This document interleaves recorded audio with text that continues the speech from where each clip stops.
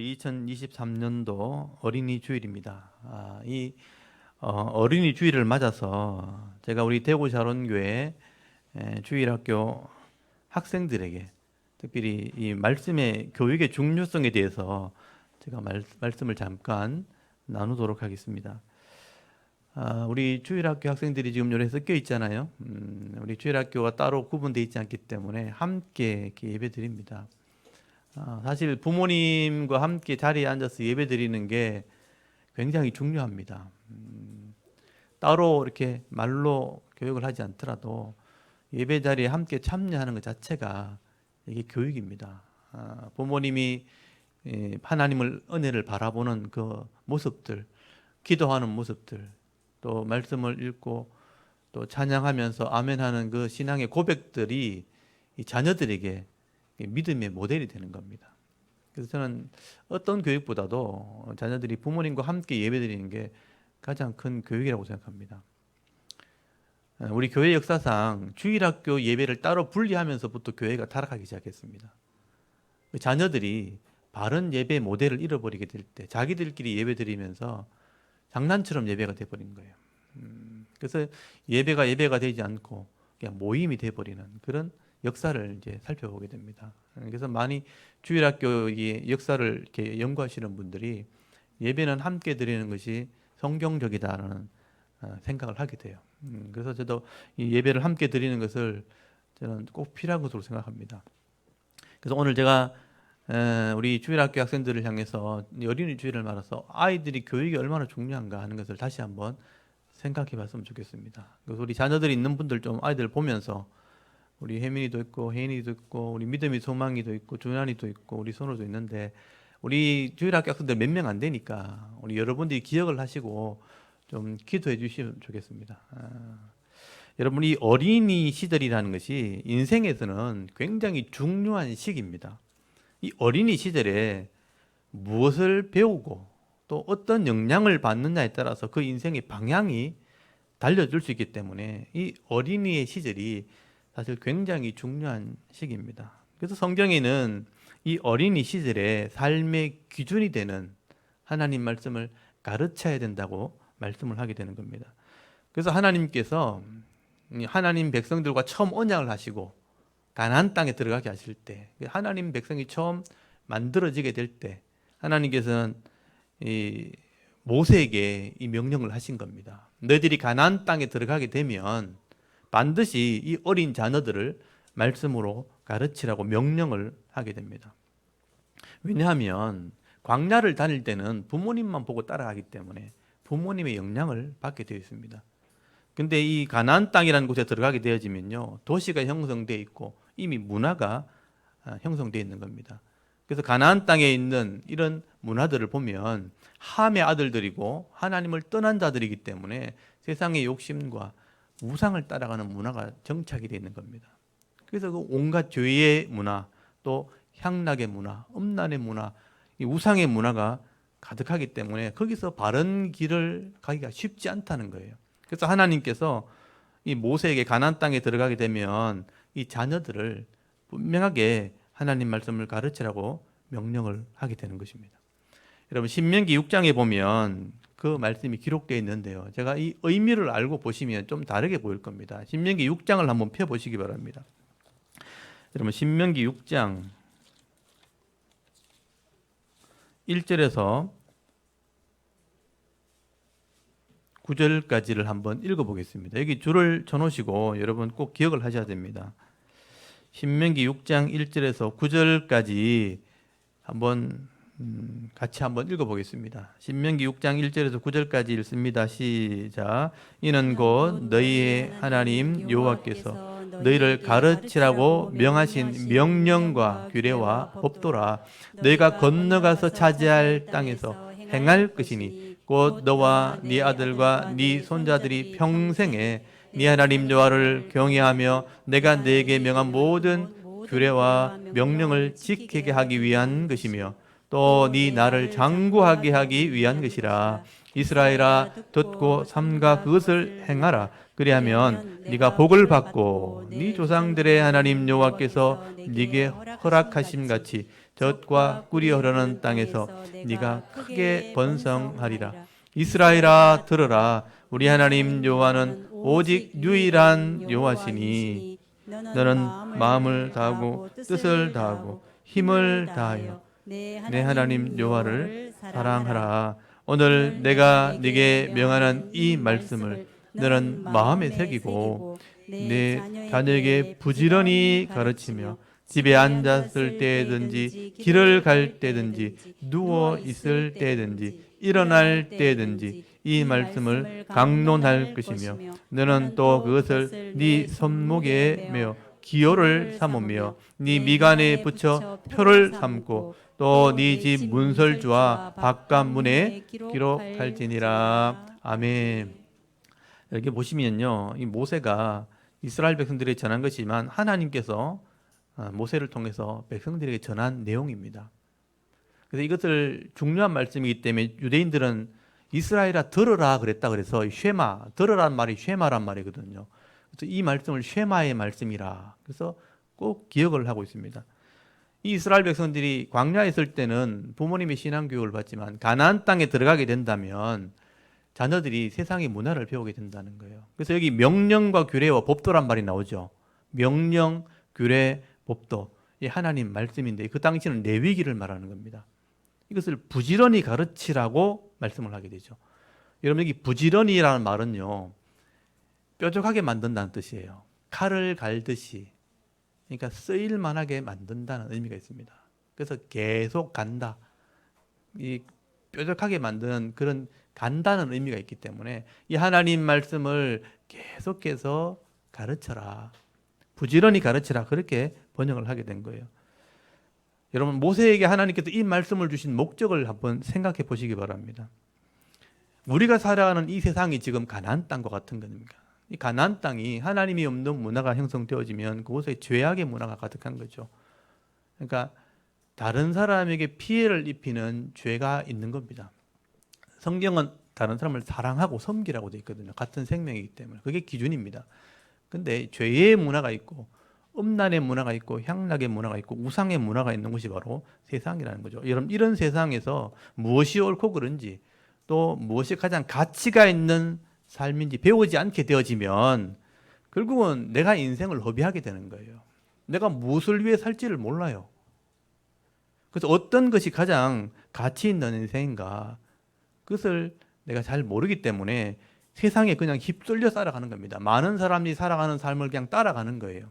그렇게 살다 보면 나중에 시간을 허비했다는 것을 알게 되는 겁니다. 이 귀한 시간을 돌이킬 수 없는 시간을 허비하게 되는 것입니다. 그래서 우리가 어릴 때 이 기준을 가르쳐야 되죠. 66권의 하나님 말씀을 가르치고 배우게 되면요, 거기서 지혜를 얻게 되어지고 삶의 방향을 얻게 되어지는 것입니다. 무엇이 옳고 그른지를 알게 되어지는 것입니다. 그래서 우리가 이 자녀가 있는 부모님들은 이것을 꼭 기억을 해야 되는 겁니다. 내가 자녀들에게 무엇을 가르치면 우리 자녀가 정말 바른 길을 가고 또 스스로 행복할 수 있을까? 바로 이 하나님 말씀을 가르치는 겁니다. 이게 부모의 사명인 것이죠. 그래서 유대인들은요, 지금도 이 아이들을 하나님 말씀으로 양육을 하게 됩니다. 그래서 율법, 모세의 이 율법이 기준이기 때문에 하나님의 말씀, 레위가 기준이기 때문에 이 말씀을 지금도 여전히 가르칠 겁니다. 시대가 변해도 말씀은 변하지 않기 때문에. 그래서 제가 그림을 조금 준비했는데 한번 보시면서 유대인들의 상황을 제가 다 영상으로 보여줄 수는 없잖아요. 시간이 없으니까. 그래서 그림으로 제가 좀 준비했는데 이게 부모님이 어린아이들을 가르치는 장면입니다. 여기 보면 뒤에서 보면 알겠지만 이게 교회입니다. 교회. 교회에서 부모님이 오면 자녀들과 함께 성경을 반드시 낭독을 합니다. 입으로 읽고 손으로 짚어가면서 읽습니다. 지금 두루마리로 되어 있는 여기 토라입니다. 토라. 모세오경입니다. 지금도 이거는 옛날의 모습이 아니고 지금 모습이에요. 지금 모자를 쓰고 있는 모습 보면 이게 정통파 유대인이라는 걸 알 수 있어요. 이 정통파 유대인들은 그냥 일반 유대인과 좀 달라요. 그러니까 자기들의 복장을 하고 자기들의 삶을 이렇게 외장을 옷을 입고 이렇게 하는 거죠. 우리 거 하나 또 눌러주시면 이거는 가정에서 부모가 자녀들과 성경을 읽는 장면이죠. 여기 보시면 이게 토라 손, 이게 이제 토라 포인트라고 하는 거죠. 율법을 낭독할 때 손으로 읽지 않고 이렇게 포인트로 읽어가면서 이렇게 읽고 묻고 이렇게 질문을 하는 형식으로 읽어나갑니다. 또 여기는 이제 머리에 이렇게 말씀을 붙이고 있죠. 손에 감고 있죠.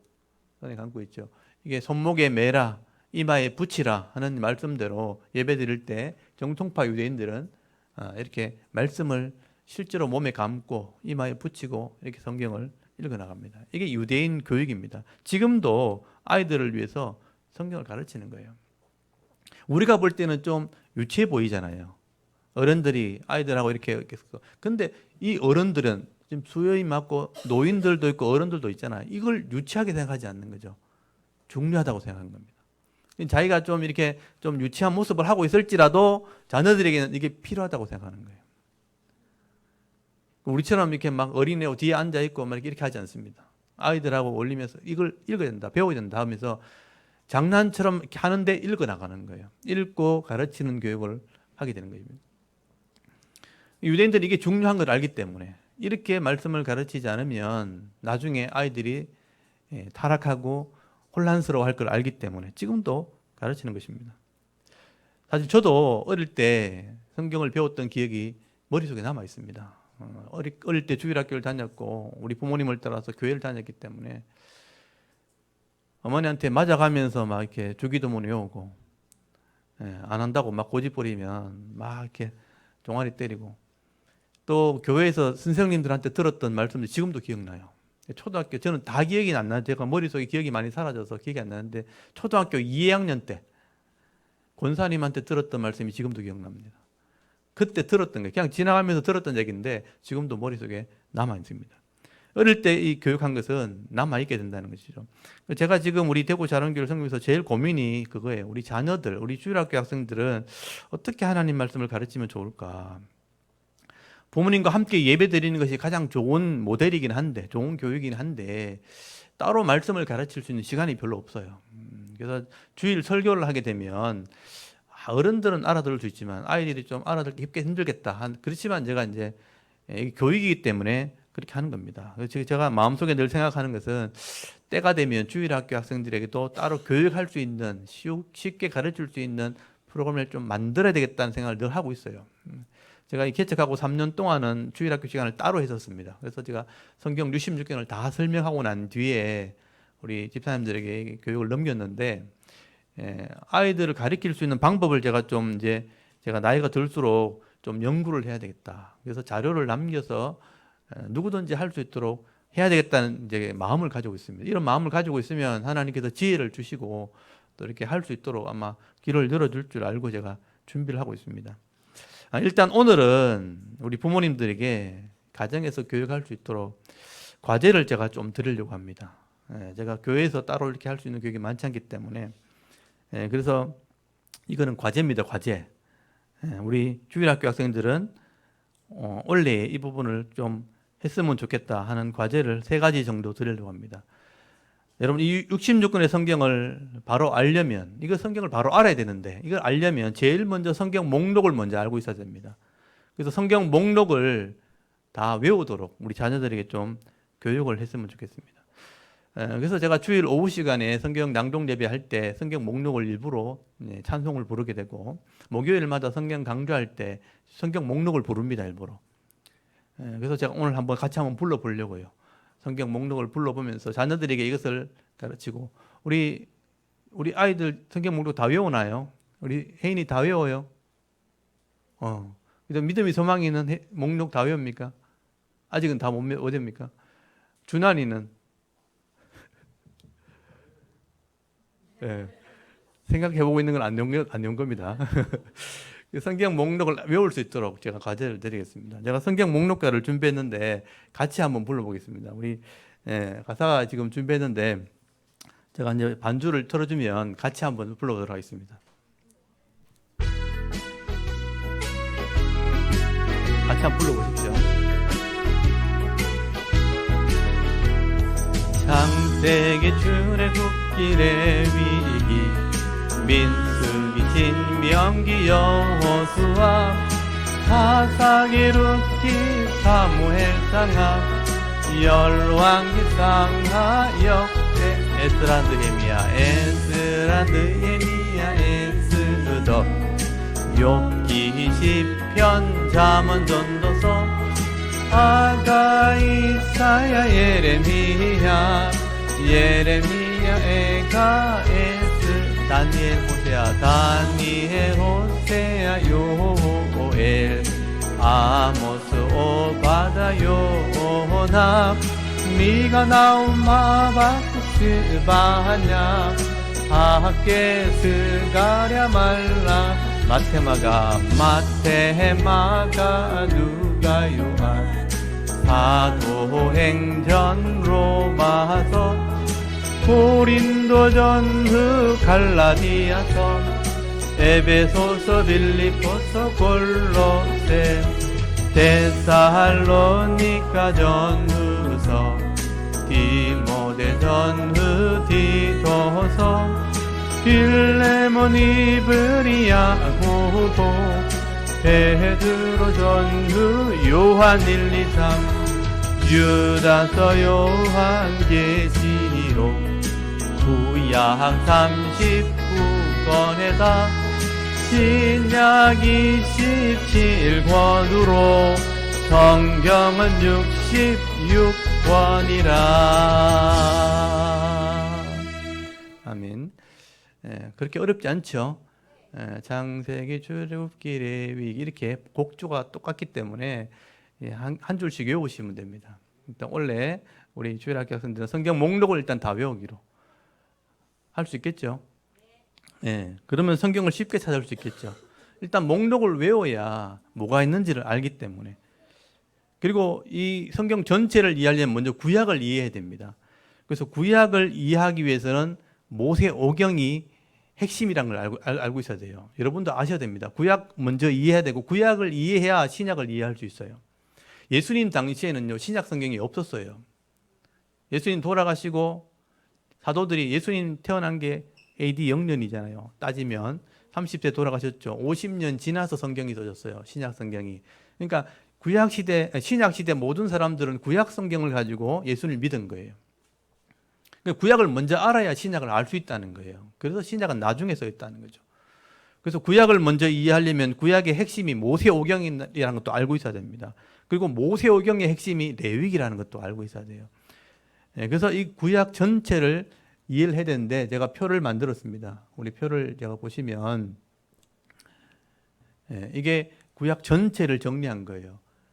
구약을 이해하려면 모세오경을 알아야 되고 모세오경을 알려면 레위기 핵심을 알아야 되고 이게 핵심이 기준이 되어서 살았던 사람 이야기가 역사서고 역사 때 잘못 산 사람들은 책망하려고 선지서가 나왔고 잘한 사람은 찬송하기 위해서 시가서가 나온 거예요. 이게 구약 전체예요. 그래서 율법과 역사서, 선지서 이렇게 나온 거예요. 시가서. 이게 구약 전체 얘기입니다. 이 구조를 먼저 이해해야 되고요. 그리고 이 구조 전체를 이해하려면 제일 먼저 레위기가 뭔지 알고 있어야 되는 거죠. 그리고 신약을 보면 이렇게 돼 있어요. 신약은 예수님이 율법을 설명한 복음서가 나오고 이 복음서에서 성령이 오고 난 뒤에 교회가 어떻게 생겼는가, 교회가 생기고 나서 문제가 생겼을 때 어떻게 편지를 썼는가, 마지막에는 어떻게 되는가, 이게 신약 성경이에요. 구약을 알아야 신약도 이해하게 돼 있어요. 이걸 전체로 보면 이렇게 되는 거죠. 구약이 이렇게 시작되어서 신구약 중간기 400년 지나서 예수님 오셔서 말씀을 전하고 종말은 이렇게 된다. 이게 성경 전체 얘기예요. 그러니까 이게 머릿속에 정리가 되어 있어야 성경이 쉬워지는 겁니다. 이거 모르면 평생을 성경 읽어도 몰라요. 이걸 여러분 어릴 때부터 배우셔야, 이게 정리를 하셔야 되는 거죠. 그래서 제가 이것을 하나씩 가르쳐야 되겠다. 아이들에게 이것을 정리시켜주면 어른이 되어도 혼란스럽지 않겠구나. 나중에 다시 배우는 그런 수고를 하지 않으려면 어릴 때 제대로 배우면 되는 거죠. 그래서 제일 중요한 건 레위기를 먼저 이해해야 되겠다. 그래서 두 번째 과제, 레위기의 전체 내용을 외우는 겁니다. 이게 이제 오늘 우리 주일학교 학생들이 해야 될 과제입니다. 레위기는 약속의 내용, 계약서의 삶의 기준이에요. 그래서 두 가지밖에 없어요. 예배를 어떻게 드려야 되는가, 삶은 어떻게 살아야 되는가. 그래서 1장부터 10장까지가 제사제도, 예배를 어떻게 드리는가, 그 당시의 예배예요. 이걸 오늘날로 해석하면 되는 거예요.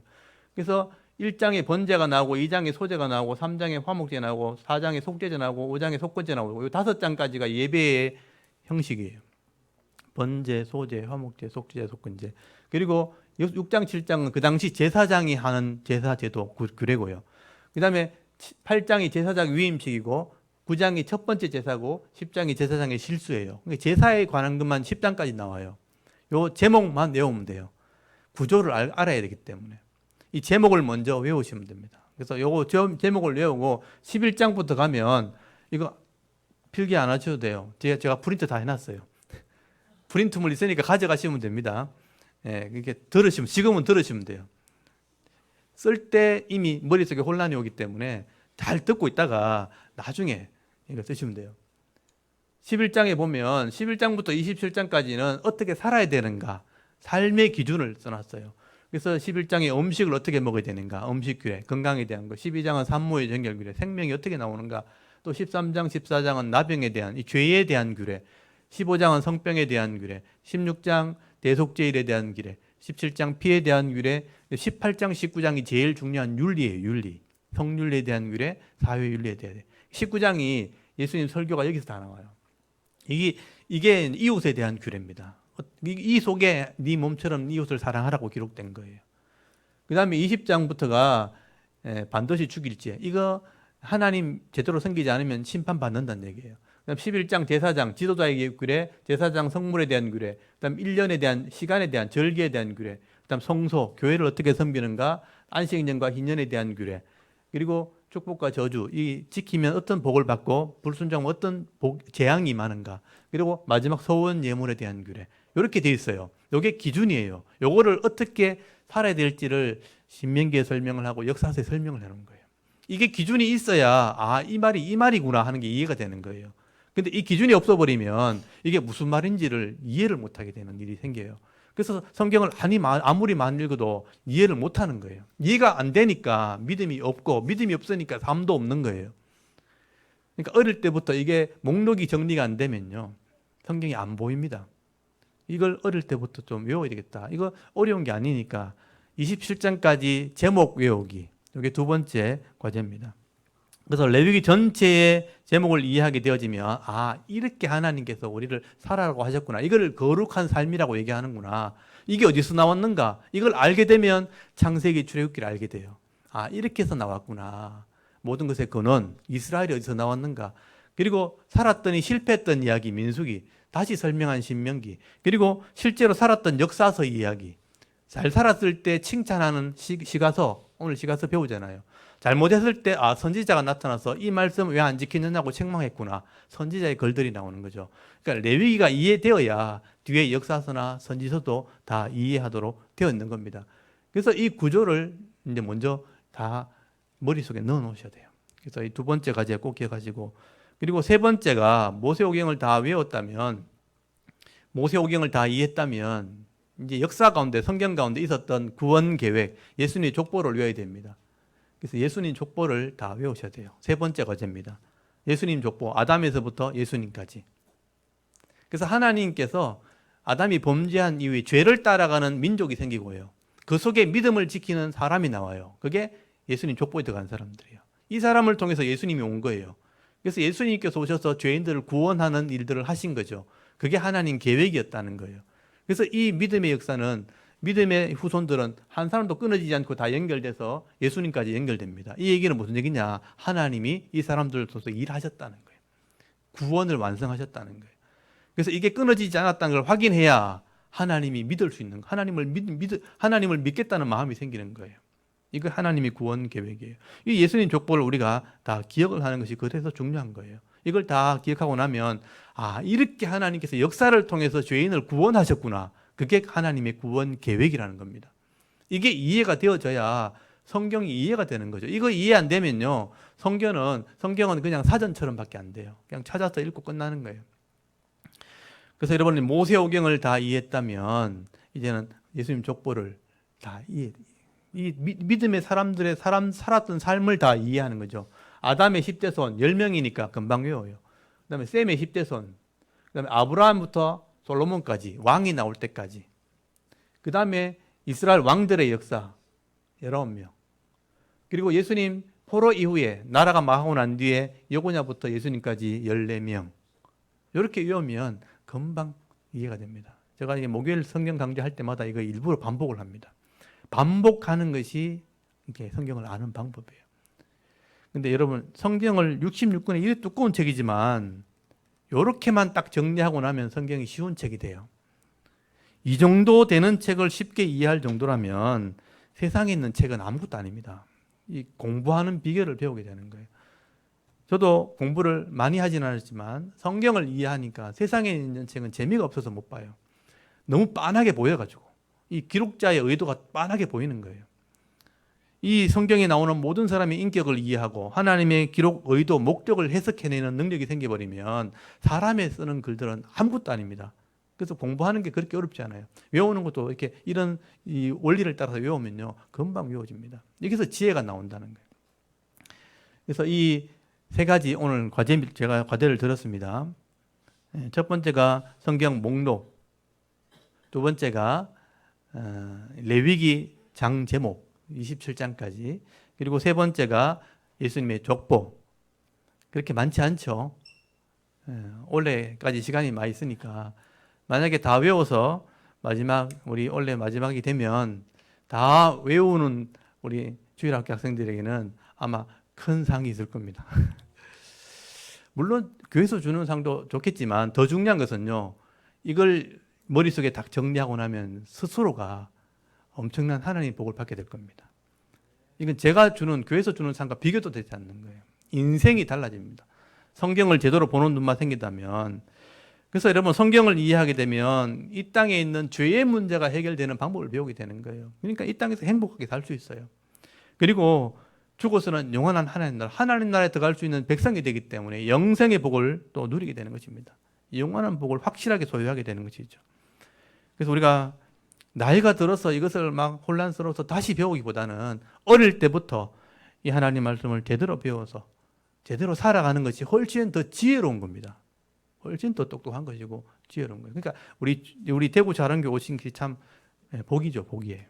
이걸 제가 알고 깨달았기 때문에 이걸 가르치려고 애를 쓰는 겁니다. 그래서 제가 다른 교회를 막 이렇게 섬겼지만 무엇보다 중요한 게 이것이기 때문에 이것을 하는 교회가 되었으면 좋겠다. 다른 것도 필요하면 하겠지만 이게 더 중요하다. 이것만도 충분하다. 저는 그런 생각을 하게 된 거예요. 그래서 말씀만 제대로 배우고 예배만 제대로 들어도 우리 신앙은 바로 세워지게 되어 있는 것입니다. 그래서 여러분, 실제로 어릴 때부터 이런 지혜와 분별력을 배우게 된다면 반드시 하나님을 바로 믿게 될 것이고 바른 복을, 말씀에 기록된 바른 복을 받아 누리게 될 줄 믿습니다. 우리 그런 아이들로 자랄 수 있도록 여러분 양육할 수 있기를 바랍니다. 먼저 66권의 목록 별로 어렵지 않으니까 찬송을 통해서 외우시고요. 27장 매일 하나씩 하시면 됩니다. 하나씩 이렇게 적어서, 그러니까 하루에 하나씩만 외워도 돼요. 이 족보도 마찬가지입니다. 한 사람씩만 외우면 됩니다. 그래서 계속 보태 나가면 되는 거예요. 그렇게 족보를 잘 외우시고, 또 우리 주일학교 학생도 그렇지만 우리 장년들도 마찬가지입니다. 장년들도 이걸 잘 정리가 안 됐다면 지금부터라도 이걸 정리하십시오. 이걸 정리하고 나면 성경이 보여지게 됩니다. 그러면 성경을 훨씬 쉽게 이해하게 될 것이고, 성경을 바로 이해하게 되면 내가 바른 믿음을 가지게 되는 것이고, 바른 믿음과 바른 삶을 내가 살게 되어지기 때문에 이 죄악의 땅 가운데서도 하나님의 말씀에 기록되어진 복을 받게 되는 겁니다. 바른 복을 받게 되어지고 행복한 그리스도인으로 살게 되는 것입니다. 여러분, 이런 삶을 살았던 사람들이 예전에 감사와 찬송을 기록한 게 시편이라는 거예요. 그래서 우리가 시편을 지금 배우는 겁니다. 그래서 시편을 읽어보면요, 이 하나님 말씀을 바로 깨닫고 살았던 사람들의 이야기들이 기록되어 있고, 그 시편을 바로 읽어보면 그 말씀을대로 살았던 사람이 영혼이 회복되었다, 또 내가 지혜를 얻었다, 또 기쁨을 누리게 됐다 하는 간증을 듣게 되는 겁니다. 여러분, 시편 19편을 한번 펴보시겠어요? 시편 19편 한번 펴보십시오. 다윗이 기록한 것인데요, 우리 예전에는 우리가 이걸 다 외웠었죠. 시편 19편 우리 7절, 8절 한번 읽어볼까요? 시편 19편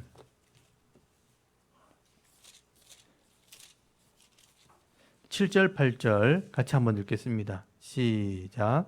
여호와의 율법은 완전하여 영혼을 소성시키며 여호와의 증거는 확실하여 우둔한 자를 지혜롭게 하며 여호와의 교훈은 정직하여 마음을 기쁘게 하고 여호와의 계명은 순결하여 눈을 밝게 하시도다. 9절. 여호와를 경외하는 도는 정결하여 영혼까지 이루고 여호와의 법도 진실하여 다 의로우니 금 곧 많은 순금보다 더 사모할 것이며 꿀과 송이꿀보다 더 달도다. 아멘. 여기 보시면 말씀의 가치를 설명하고 있죠. 다윗이 영혼을 소성시키고 또 지혜롭게 하고 우둔한 자를 지혜롭게 하고 정직한 자의 마음을 기쁘게 하고 내 눈을 밝게 한다. 세상을 보게 한다. 그리고 이게 진실하고 변하지 않기 때문에 영혼까지 이르는 것이 말씀이고 또 이것이 결국은 가치로 따지면 순금보다 낫다. 맛으로 따지면 꿀보다 더 달다.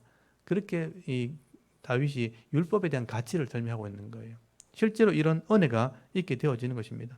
오늘도 우리 대구 자론교회 이 주일학교 학생들과 또 우리 성도들이 이 하나님 말씀을 진리인 줄 알고 또 잘 배우고 깨달아서 정말 이 땅에서 하나님 나라의 복을 받아 누리면서 하나님께서 이 내게 주신 이런 영적인 복과 육적인 복을 다 받아 누리면서 행복한 그리스도인으로 살아갈 수 있는 그런 은혜가 있기를 주의 이름으로 축원합니다. 아멘. 그리고 이게 세 가지 꼭 기억하십시오. 오늘 우리가 함께 읽었던 시편 7편의 말씀도 중요하기 때문에 이 시편 7편의 말씀을 우리가 잠깐 나누면서 하나님께서 주시는 은혜를 우리가 함께 나누기를 원합니다. 여러분 이 시편 7편을 한번 보십시오. 7편을 다 펴놓으시고 시편 7편의 제목을 보시면 다윗의 시라고 기록이 되어 있죠. 이 다윗이 식가연으로 또 베냐민인 구시의 말을 따라 여호와께 드린 노래라고 기록된 것을 보게 됩니다. 여기 식가연이라는 것은 정확하게 이렇게 밝혀지진 않았지만 학자들이 해석을 할 때 열정적인 시 또는 단식하는 시라고 해석을 합니다. 그래서 좀 쉽게 얘기하면 어려운 상황 가운데 기록한 시라고 해석을 하는 거예요. 어려운 상황 가운데 이 시를 썼다. 이런 의미고 그리고 베냐민 사람 구시라는 사람은 잘 알려져 있지 않지만 베냐민 사람이라고 하는 걸 보면 사울의 친족이죠. 이 사울이 베냐민 지파거든요. 근데 그 친족은 전 정권 사람이라는 뜻입니다. 사울의 친족 중에 다윗을 죽이려고 따라다니는 사람. 그러니까 오늘 본문에 보시면 원수란 말이 나오고 대적자란 말이 나옵니다. 그래서 이런 사람들 때문에 고통당했다. 이 사람이 그런 역할을 했을 것이다 라고 보게 되는 것입니다. 그래서 이 다윗은 이런 고통 중에 이런 의를 호소하는 기도를 드렸다는 거예요. 이게 믿음의 핵심입니다. 배워야 될 핵심이라는 거예요. 여러분 다윗은 언제부터 유명이 됐냐면 골리앗을 죽이면서부터요. 다윗이 목동이었지만 골리앗을 딱 전쟁터에서 죽이면서부터 사람들이 노래를 불렀죠. 사울 왕은 천천인데 다윗은 만만이다 이런 노래를 부른 거예요. 그때부터 사울이 다윗을 주목하기 시작했다고 되어 있어요. 그러니까 시기가 나서 다윗을 없애려고 죽이려고 했다는 거예요. 그래서 심지어 다윗을 죽이라고 명령까지 내리게 됩니다. 군사들을 통해서 다윗을 죽이라고 명령을 하게 되죠. 그래서 다윗은 가는 곳마다 고발을 당하기도 하고요. 위협을 많이 당하면서 정말 편안한 삶을 살지를 못했습니다. 쫓겨다니는 인생을 살게 된 거죠. 어떻게 보면 이게 다윗의 운명이기도 하고 믿음의 그릇이 된 거죠. 다윗의 어떤 사명이 된 것입니다. 다윗은 자기 아버지 집에서 양을 쳤더라면 그냥 평범한 목자였을 거예요. 근데 자기 욕심도 좀 끌렸죠. 상을 준다는 것 때문에 골리앗을 죽이면서부터 다윗은 유명한 사람이 되어버렸고 어떻게 보면 정치인이 되어버린 겁니다. 나라를 다스릴 준비를 하는 정치인이 된 거죠. 이것이 다윗의 운명이었고 다윗이 감당해야 될 사명이었습니다. 근데 다윗은 이렇게 일꾼으로 하나님 나라 일꾼으로 또 정치인으로 살아가면서 세상의 방법대로는 살지 않았다는 게 중요한 거예요. 세상 사람과 좀 다르게 신앙적으로 정치를 했다는 거예요. 수많은 원수들과 다윗을 위협하는 그런 모함하는 사람들 그런 사람들이 있었음에도 불구하고 믿음의 삶을 놓치지 않았습니다. 그래서 오늘 시편 7편에는요 다윗이 살아갈 때 다윗을 모함했던 사람들, 죽이려고 했던 사람들, 그런 대적들이나 원수 앞에서도 악으로 대하지 않고 정직함과 성실함을 가지고 하나님께 호소를 하게 되는 거예요. 이게 오늘 중요한 내용입니다. 우리 같으면 어려움 당하면 힘 있는 사람을 자꾸 바라보잖아요. 날 좀 도와줬으면. 사람들을 찾아가거나 부모님을 찾아가거나 불평도 하고 원망도 할 텐데 다윗은 그렇게 하지 않았어요. 하나님만 찾아간 겁니다. 하나님께만 호소를 하게 되는 거죠. 그래서 오늘 본문에 보시면 이 다윗이 대적에 쫓겨다니는 모습들, 그 어려운 절박한 순간들을 설명을 하게 되는데 1절, 2절 한번 보십시오. 7편 한번 보십시오. 7편의 1절, 2절에 보시면 다윗의 상황들을 설명합니다. 여호와 내 하나님이여 내가 주께 피하오니 나를 쫓아오는 모든 자들이라고 되어 있죠. 쫓아오는 모든 자들에게서 나를 구원하여 내소서. 건져낼 데가 없다면 그들이 사자같이 나를 찢고 뜯을까 하나이다 라고 말씀을 하게 됩니다. 지금 다윗을 쫓아오는 자들이 복수로 기록되어 있고 많은 사람들이 쫓아오고 있다는 거예요. 그래서 다윗을 죽이려고 아마 다니는 사람들이 있었다는 거죠. 아마 이 당시에 사울이 다윗을 죽이려고 했기 때문에 사울에게 잘 보이려고 했던 사람들은 다 이렇게 했다는 거예요. 원래 그렇잖아요. 이렇게 권력자가 있을 때 권력자에 잘 보이기 위해서는요, 그 사람이 좋아하는 일을 하게 되거든요. 다윗을 죽이려고 많은 사람들이 다윗을 고발하기도 하고 달려들기도 했다는 것이죠. 그래서 나를 건져내십시오. 내가 건져줄 자가 없다면 사자가 먹이를 이렇게 사냥하듯이 나를 찢고 뜯을 것 같다. 이 표현들 잘 보시면요, 사자가 먹이를 사냥할 때 찢고 뜯잖아요. 하나님이 나를 건져주지 않으면 내가 이렇게 될 겁니다 라는 얘기는요, 그 대적들이요 그냥 단순히 미워한다는 정도가 아닌 거예요. 진짜 찢고 뜯는다는 표현이 뭐냐면 박살낸다는 뜻이거든요. 다윗을 박살내려고 지금 악의를 가지고 쫓아오고 있다라고 말하는 겁니다. 실제 삶 속에서 그런 위협을 다윗이 당했다는 거죠. 다윗이 그래서 하나님께 호소하는 겁니다. 내가 무슨 죄를 지었다면 이렇게 되는 것도 당연하겠지만 하나님, 저는 이렇게 죄를 지은 적이 없다, 이렇게 악을 행한 적이 없다는 것을 호소를 하게 되는 것입니다. 내가 죄를 지었다면 내 생명이나 또는 내 영혼이 이렇게 마땅히 죽어야 되겠다. 그렇지만 죄를 지었지 없다. 이러면 3절 한번 보십시오. 여호와 내 하나님이 내가 이런 일을 행하였거나 쫓겨다닐 만한 이런 일을 행하였거나 내 손에 죄악이 있거나 화친한 자를 악으로 갚았거나 내 대적에게서 까닭없이 빼앗았거든 원수가 나의 영혼을 쫓아잡아 내 생명을 땅에 짓밟고 내 영광을 먼지 속에 살게 하소서. 이 말은 내가 이렇게 하지 않았다는 거예요. 내가 쫓아다닐 만큼 악을 행했다든지 죄악이 있다든지 내가 다른 사람에게 악으로 갚았다든지 까닭없이 내 힘 있다고 다른 걸 빼앗았다든지 이렇게 했다면 내 영혼이 죽어야 되겠죠. 그렇지만 내가 그렇게 한 적 없습니다. 그래서 하나님께 호소를 하는 거죠. 이게 중요한 거죠. 어떻게 호소하는가? 그냥 막연하게 나 어렵다 이런 말이 아니고요, 공의에 호소하는 겁니다. 공의로운 재판장이신 하나님이 일어나셔서 나를 판단해 달라는 거예요. 공정하게 재판해 달라는 거예요. 여러분 6절 말씀 보시면요, 이게 재판을 요구하는 겁니다. 이게 요즘 말로 하면 고소장이죠. 6절에 보니까 여호와여 진노로 일어나서 내 대적되는 노를 막으시며 나를 위하여 깨소서. 주께서 심판을 명령하셨나이다. 민족들의 모임이 주를 두르게 하시고 그 위 높은 자리에 돌아오소서. 여호와께서 만민에게 심판을 행하시오니 여호와여 나의 의와 나의 성실함을 따라 나를 심판하소서. 요 대본 있죠. 나를 재판해 달라는 거예요. 하나님의 의와 공의로 내가 의롭다, 내 성실함을 재판해 달라. 악인의 악을 끊고 의인을 세우소서. 의로우신 하나님이 사람의 마음과 양심을 감찰하시는 것 아닙니까? 이렇게 호소를 하는 겁니다. 이 고소장을 지금 쓰고 있는 거예요. 다윗은 지금 하나님께 재판을 요구하고 있는 겁니다. 그만큼 자기가 자신 있다는 거예요. 공정하게 하나님 재판해 주십시오. 하나님이 공정하게 재판하는 분 아닙니까? 그래서 모든 민족들, 모든 사람들을 다 불러서 정인을 세우셔서 재판을 해달라는 거예요. 그래서 나의 의, 나의 성실함을 따라서 심판하소서, 재판하십시오. 그래서 여기 의라는 것은 내가 옳다는 것이고요. 그리고 여기 성실함이라는 단어가 뭐냐면 완전함, 내가 온전하다 이런 의미거든요. 그러니까 내가 하나님 말씀에서는 흠이 없게 살았다는 것을 자기가 얘기하는 거예요. 그만큼 말씀대로 살았다는 거죠.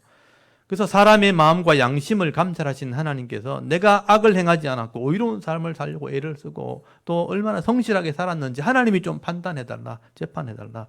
여러분 이게 다윗의 믿음이고 다윗의 신앙인 겁니다. 그만큼 자신이 있는 거죠. 다윗은 이렇게 하나님께서 이 땅을 공의로 다스리시는 분인 것을 믿고 있기 때문에 이런 고백을 하게 되는 것입니다. 그래서 세상에 힘을 의지하지 않고 자기가 잘났다고 자랑하지도 않고 이 공의로운 하나님 앞에 나를 좀 판단해달라. 지금 다윗이 기도를 하는 것입니다. 그래서 여러분 10절, 11절 한번 보십시오. 다윗의 믿음을 지금 고백하는 겁니다. 10절, 11절 나의 방패는 마음이 정직한 자를 구원하는 하나님께도다. 하나님은 의로우신 재판장이시며 매일 분노하시는 하나님이시로다 라고 고백을 하게 됩니다. 여기 하나님을 다윗이 뭐라고 부르냐면 의로운 재판장이라. 이게 믿음을 표현하는 거예요. 하나님은 공의롭게 판단하는 것을 믿는다는 거예요. 하나님은 공의로운 재판장이시라. 그래서 하나님은 매일 분노하시는 분이라. 그러니까 악을 심판하시는 분이라는 것을 말씀하게 되는 것입니다. 그래서 악한 자들을 심판하실 때 그냥 하는 게 아니고요. 마음에 양심을 살피신다는 거죠. 정직한 자는 구원하시고 마음에 악이 있는 사람들, 그런 사람들을 재판하시는 거죠. 그렇기 때문에 하나님은 내가 의롭다면 하나님은 나의 방패가 되어줄 뿐이다. 신앙 고백을 하고 있는 것입니다. 하나님은 세상의 재판장과 다르다는 거예요. 세상에 있는 인간 재판장은 사람에게 치우치거든요. 물질에 치우친단 말이에요. 그래서 유전무죄잖아요. 무전유죄 이런 말이 나온 것은 재판장도 돈에 치우치니까 그런 말이 나온 거예요. 인간 재판장은 공의를 행하지 못하지만 하나님은 공의의 재판관이시라. 그래서 여기 모든 시간 속에 하나님께서 의롭게 재판하신다 이런 표현을 쓰게 되는 것입니다. 거기 보시면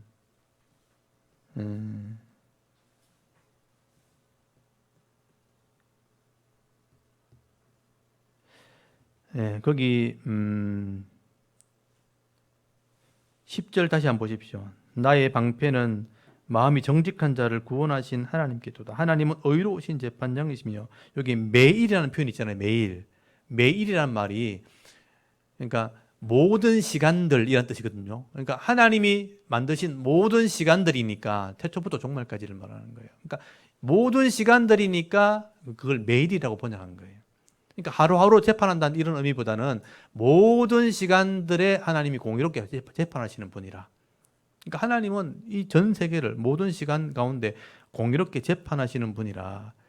하나님께서 이런 의로운 재판장이시라는 것을 다윗이 믿고 신뢰한다는 것, 그게 중요한 것입니다. 그래서 악한 자들은 심판하시고 또 의로운 자들은 구원하시는 하나님, 우리의 방패가 되시는 하나님, 그렇게 말씀을 하게 되는 것입니다. 여러분도 이 하나님을 그렇게 신뢰할 수 있길 바랍니다. 하나님이 의롭게 나를 판단하실 분이라. 그리고 악인들은 심판하시는 분이라. 그렇게 믿게 되어질 때 우리가 하나님께 기도할 수 있게 되는 거예요. 믿을 수 있으니까 기도하는 겁니다. 그 기도를 우리가 믿는 것이죠. 그래서 하나님이 공평하시기 때문에 구원도 이룰 수 있는 겁니다. 공평하시니까 의인을 구원하시고 악인을 심판하실 수 있고 우리 기도도 들을 수 있기 때문에 그 하나님을 신뢰하는 것입니다. 그래서 이 다윗은 이런 공의의 하나님을 믿고 신뢰하기 때문에 지금 재판을 요구하는 것입니다. 우리도 이 하나님을 신뢰할 때 다윗처럼 공평하신 하나님께 기도하고 또 우리가 모든 것을 맡기게 되어질 때에 기도 응답도 받게 되어지고 의로운 삶을 살게 되어지는 것입니다. 그리고 하나님께서는 회개하지 않는 자는 심판하시는 분이라. 여러분 거기 보시면요 12절부터 나오죠. 하나님께서는 회개하지 않는 자들은 심판하시는 분이죠. 사람이 회개하지 아니하면 이렇게 나오죠. 그가 그의 칼을 가시며 그의 활을 이미 당겨 예비하셨도다. 죽일 도구를 또한 예비하시며 그가 만든 화살은 불화살들이로다 라고 말씀을 하게 됩니다. 여러분 하나님께서는 긍휼이 많으시고 계속 끝까지 기다리시지만 끝까지 회개하지 않으면요 심판하실 수밖에 없는 하나님이십니다. 그래서 매일 분노하시고 매일 칼을 갈고 계시는 분이라. 이 심판을 준비하시는 분이라. 그 활을 당겨 예비하셨다. 다윗이 지금 이 하나님의 칼과 활을 얘기하는 이유는요. 그 당시에 사람을 죽이는 도구 중에 제일 무서운 게 칼하고 활이었어요. 전쟁에 나가면 칼과 활에 죽는 것을 제일 두려워하기 때문에 이렇게 표현을 하고 있는 것입니다. 13절에 보면요. 죽일 도구를 준비한다고 되어 있죠. 죽일 도구를 예비하시며 또 화살을 준비하는데 제일 무서운 게 불화살이에요. 여러분 전쟁터에 나갔는데 불화살에 맞아서 죽는 분들은 아프지만 또 뜨겁잖아요. 그게 제일 큰 고통을 상징한단 말이에요. 그래서 하나님은 이렇게 불화살로 심판하시는 분이라 하는 것을 심판을 강조하기 위해서 그렇게 표현하고 있는 것입니다. 이렇게 회개하지 않는 자들은 심판하시는 분이라. 그래서 다윗은 그 하나님을 신뢰하고 있는 것입니다. 그래서 다윗은 의로운 자를 구원하시고 악인을 심판하시기 때문에 내가 하나님 편에 서려면 회개해야 되는 거죠. 늘 회개하는 삶, 겸손한 삶, 성실한 삶을 살게 되는 것입니다.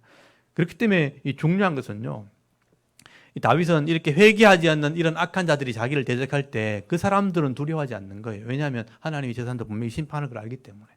그런 믿음이 생기게 된 것입니다. 저 사람들은 지금은 악을 행하지만, 지금은 달라들지만 하나님이 반드시 심판할 거다. 하나님께 내가 재판을 요구하면 저 사람은 반드시 심판받을 것이라. 의로운 재판장이신 하나님께서 악인들과 죄인들을 반드시 심판하실 때 다윗은 구원받게 되는 거죠. 그래서 다윗은 담대할 수 있게 되는 것입니다. 그래서 여러분 14절 한번 보시면 다윗이 지금 외치는 겁니다. 노래하는 겁니다. 악인이 죄악을 낳으며 죄악을 베어 거짓을 놔두다. 그러니까 웅덩이를 파 만들며 지가 만든 함정에 빠졌도다. 그의 재앙은 자기 머리로 돌아가고 그의 포악은 자기 정수리에 내리리로다. 악인들에게 선포하는 거예요. 악인들은요, 자기 꾀에 자기가 빠지게 돼 있습니다.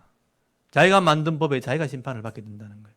또 그 재앙은 자기 머리로 돌아간다. 죄를 지으면요, 그 재앙이 머리로 돌아갑니다.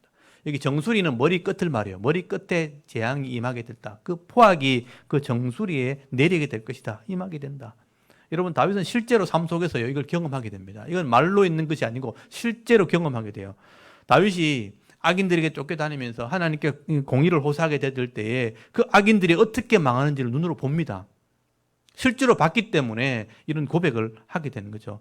여러분, 다윗을 대적했던 압살롬, 결국은 심판받았잖아요.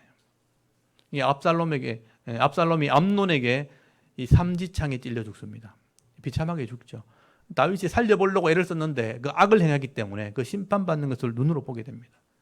그리고 이 아히도벨과 함께 그 압살롬과 함께 반역에 참여했던 아히도벨이 있죠. 아히도벨은요, 스스로 절망 가운데 목매어 자살합니다. 이 사람은. 다윗이 손대지 않아도 심판받은 거예요. 죽게 되는 것입니다. 그리고 마지막에 말년에 다윗을 반역했던 요압 같은 장군, 그리고 다윗을 저주했던 시므리 같은 사람, 다윗이 손대지 않아도 하나님께 호소하게 될 때 브나야 장군에게 죽임을 당합니다. 다 심판을 받는 걸 보게 되죠. 평생 동안 다윗을 따라다녔던 사울 왕 있죠. 다윗이 사울에게 그렇게 모함을 당하고 죽이려고 쫓아다닐 때 이 다윗이 사울을 욕하지 않았거든요. 하나님께 기름 부음 받은 자라면서 죽이기를 두려워했단 말이에요. 존중히 여겼단 말이에요. 사울은 끝까지 다윗을 죽이려고 했어요. 그런데 하나님께서 사울을 심판했잖아요. 사울이 전쟁터에서 화를 맞았어요. 그래서 스스로 자기를 하게 됐죠. 나를 죽이달라 할 때 아무도 죽이지 않았어요. 스스로 칼을 엎어놓고 자기가 자살했잖아요. 그렇게 비참하게 수치스럽게 죽은 장면을 보게 되는 것입니다. 다윗이 이 사울의 장례식을 나중에 치러주게 됩니다. 다윗은 이렇게 역사적으로 볼 때 분명히 의인들은 하나님이 구원하시고요, 악인들은 이렇게 심판하신다는 것을 보게 되는 겁니다. 그래서 그 하나님을 찬송하면서 오늘 본문이 끝나게 되는 거예요. 17절 한번 보십시오. 내가 여호와께 그의 의를 따라 감사하며 지존하신 여호와의 이름을 찬양하리로다 하고 끝을 맺게 됩니다.